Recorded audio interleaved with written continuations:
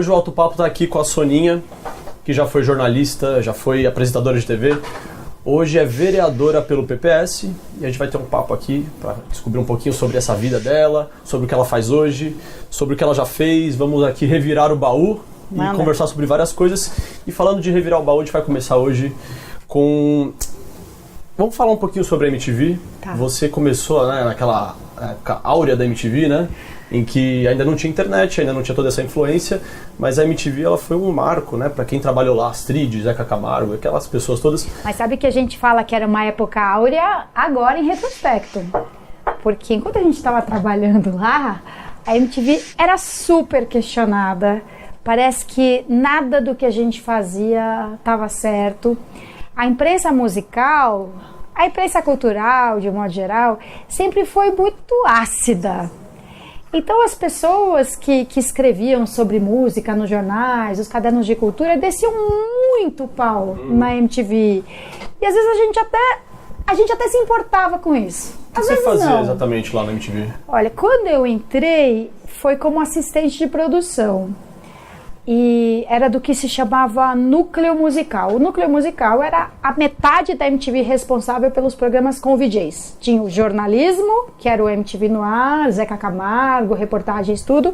E o núcleo musical com as cabeças de VJ, quer dizer, VJ chama clipe, basicamente era isso. O disque, né? Aqueles programas. Então eram 3 produtores e 3 assistentes de produção. A função dos assistentes era escrever os textos. Nós éramos, na verdade, redatores.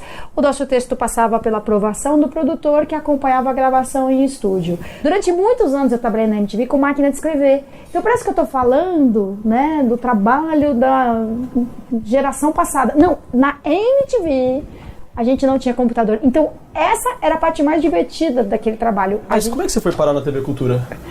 Eu estava na MTV já fazia 10 anos. Uhum. E naquela época, já no ano 2000, muita gente da primeira geração já tinha ido embora. Eu era a apresentadora, a diretora, a produtora do Barraco MTV, que era um programa semanal de 1 hora. Claro que tinha trabalho para a semana inteira, selecionar os convidados, mas perto do que eu fazia era muito pouco. E aí a TV Cultura apareceu e falou assim, olha, a cultura tem uma tradição fantástica, uma reputação enorme em programação infantil e realmente a gente arrasa. Tem um público adulto muito bem contemplado. Certo. Tem alguma coisa adolescente, mas falta um programa para jovens e jovens adultos. E a gente acha que você podia fazer isso, então queremos te convidar para desenvolver um programa diário, ao vivo, que junte um pouco disso tudo aí que você gosta. O RG.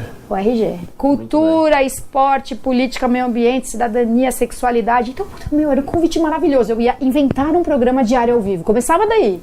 Você foi mandado embora por causa de uma entrevista que você fez a uma revista. Isso. Em que você afirmava que você fumava maconha. Exato. Certo? É. Essa entrevista foi prometida que seria uma entrevista de início da revista, só que ela foi vendida como uma entrevista que foi para os outdoors, entrevista de capa. Foi um convite para um debate, e um debate menos cheio de dedos e tabus, ou menos sensacionalista, sabe? Ou que eu pusesse assim, estes são os maconheiros e estas são as pessoas do bem. Eles queriam quebrar esse estereótipo e dizer assim, é assim mesmo, a gente ouviu dizer, repórter, imagina, um conhece outro, que conhece outro, que conhece outro, assim, olha, falaram pra gente, eu não sei se é verdade, que você fuma maconha, é verdade? Eu falei, por quê? Porque a gente tá fazendo uma matéria assim, assim, e tá querendo mostrar que não é bem assim o mundo do bem e o mal, as pessoas decentes trabalhadoras e os maconheiros. E então a gente tá convidando pessoas que têm uma vida, para todos os efeitos, normal, a dizerem que fumam maconha com um intuito de tentar discutir a legalização ou não da maconha num contexto mais rico. Eu falei, ótimo, eu sempre quis que alguém fizesse isso num programa meu, que chegasse aqui um cara que é um empresário, um médico, e dissesse assim, olha, eu fumo maconha, eu não sou um débil mental, drogado, viciado, ladrão, que bate na mãe para roubar. Não é assim. A matéria ficou bem fiel ao que eu disse. Foi uma entrevista de 2 horas e saiu publicado um quadro. Fazer um resumo em um quadro de 2 horas de conversa é trabalho muito difícil. Uhum. E eu não tenho o que dizer da repórter e da editora da matéria, porque elas resumiram muito bem a essência do que eu quis dizer. Certo. Só que a capa não tinha nada a ver com a matéria. O problema foi a maneira como eles usaram isso para vender a revista, né? A capa era Eu uso maconha. Um número cada vez maior de brasileiros ignora a lei. Porra, a gente tava... Eu falei... te colocando como uma transgressora, né? E como assim? Tô nem aí pra lei. Eu fumo maconha, tô nem aí pra lei. Então foi muito deturpado, muito sensacionalista, tirado de contexto. Só que a TV Cultura também não quis ouvir nada disso. A direção da TV Cultura, aqueles diretores, não dá pra culpar a TV toda, porque muita gente foi contra a minha demissão. Mas aquelas pessoas que naquele momento tinham poder de decisão, disseram, não, você falou que você fumou maconha, você não tem mais condição de trabalhar aqui, meu, você faz um programa jovem, aí agora todos os jovens vão querer fumar maconha, sabe, uma coisa tão superficial, rasteira, simplista, sabe? Bom, você faz programa jovem, você disse que fuma maconha, todo mundo vai querer maconha, vai querer fumar maconha e a culpa é nossa. E aí, você acha que esse tipo de coisa acontece ainda hoje? As pessoas ainda têm essa visão sobre quem fuma maconha? Algumas pessoas ainda têm, mas ela já não é... Ela recrimina ainda um artista, se um cara da Globo falar que fuma maconha? Cada vez menos. Cada vez menos. Não se compara a possibilidade de discutir hoje a legalização ou não da maconha com o que era anos atrás. Hoje isso pode fazer parte de um debate no horário livre. Eu acredito que eu dei minha contribuição, sabe? Para dar cara a tapa, como eu achei que alguém tinha que dar alguma hora. Então, que fosse a minha. Eu dou uma opinião que elas acham absurda. Lá vem a maconheira. Só podia ser maconheira, não sei o quê. E as pessoas perguntam, você se arrepende daquela entrevista? De jeito nenhum. Queria entender um negócio. Você trabalhou com jovens na cultura, você trabalhou com conteúdo musical, entretenimento na MTV, você fuma maconha. Parei, faz tempo. Você parou? Parei, faz tempo. Ah, é? Parei, parece piada, né? Mas eu sou budista. Meditação no budismo é uma forma de transformação da sua própria mente. E aí um dia eu tava pelejando para ficar concentrada durante uma longa sessão de meditação, porque a mente vai, né? Ricocheteia. E eu falei, cara, eu tô querendo desenvolver concentração e aí nas minhas horas livres eu fumo maconha.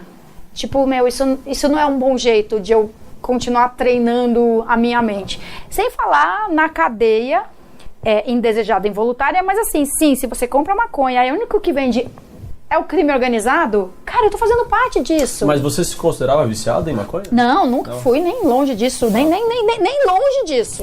A sua posição política e toda essa vontade que você tem de mudar as coisas, isso é bem notável porque isso começou desde a história da maconha, depois apoiando Serra e depois se tornando secretária de Assistência e Desenvolvimento Social. Aí foi passando aí o tempo, você criou o Tecla SAP em 2013, esse blog que ajudava as pessoas a entenderem algumas coisas complicadas. Você tem um pouco a ver também com aquele momento da MTV, né? Que você criava conteúdo, né? Boa. Tem. Legal isso. Depois disso, né, a gente acompanhou alguns acontecimentos recentes, você sendo demitida pelo Dória na tela do Facebook, né, ele gravando esse momento. Te fez mal isso, né? Porque eu vi uma entrevista sua, você falando que você não queria ser demitida ali. Não era uma coisa que você queria, né? Então, pra começar, eu não queria sair. Porque parecia que era um acordo, mas não teve um acordo, né? Então, é verdade que eu aceitei gravar o vídeo. Se eu não tivesse aceitado, eu ia falar, não, prefeito, me desculpa, mas eu não vou participar disso. Mas assim, tá, tudo bem. É assim que você quer anunciar a minha demissão?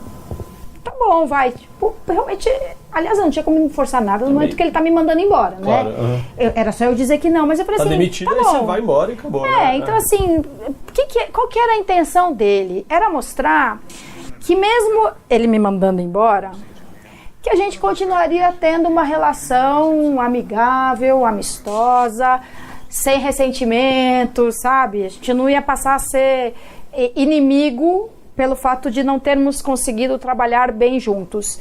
Então, ok, tá bom, beleza, né? Vamos fazer isso. Até porque tinha um ingrediente de eu estar de eu voltar para a Câmara Municipal. Quer dizer, se você manda uma pessoa embora e ela volta para a empresa dela, agora, eu estava sendo mandada embora, ia voltar para a Câmara para ser uma vereadora de um partido que é da base aliada ao governo. Certo. Então, e aí ele gravou o vídeo.